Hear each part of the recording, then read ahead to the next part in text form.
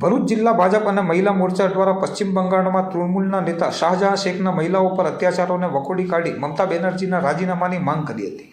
પશ્ચિમ બંગાળ સંદેશ ખાલીના ટીએમસી નેતા શાહજહાં શેખના મહિલાઓ પર અત્યાચાર અને યૌન ઉત્પીડન કેસને લઈ ભારેલા અગ્નિ જેવી સ્થિતિ છે। મમતા બેનર્જીની સરકારના આ નેતાની અમાનુષી અત્યાચાર સામે મહિલાઓ પોલીસ સ્ટેશન અને રસ્તાઓ પર ઉતરી દેખાવ કરી રહી છે। આવા સમયે ભરૂચ જિલ્લા ભાજપ અને મહિલા મોરચાએ આજે દેખાવો કરી એક મહિલા મુખ્યમંત્રીના શાસનમાં મમતા બેનર્જીની સરકારમાં જ મહિલાઓ સુરક્ષિત ન હોય ઘટનાને સખત શબ્દોમાં વખોડી કાઢી હતી। ભરૂચ જિલ્લા ભાજપ પ્રમુખ માલુતિસિંહ અટોદરિયા, ધારાસભ્ય રમેશ મિસ્ત્રી, મહામંત્રી નિરલ પટેલ, વિનોદ પટેલ, મહિલા મોરચા અગ્રણી દક્ષાબેન પટેલ, પ્રફુલ્લાબેન દૂધવાલા, ધર્મેશ મિસ્ત્રી, પ્રકાશ પટેલ સહિત ભરૂચ લોકસભા મધ્યસ્થ કાર્યાલય બહાર પ્લેકાર્ડ સાથે ઉગ્ર દેખાવો કર્યા હતા। ટીએમસીના નેતા શાહજહાંનું અનાજ કૌભાંડ બહાર આવ્યા બાદ ઈડીની કાર્યવાહી છતાં મમતા બેનર્જીની સરકારે તેઓના નેતાને છાવરી ધરપકડ કરી ન હતી।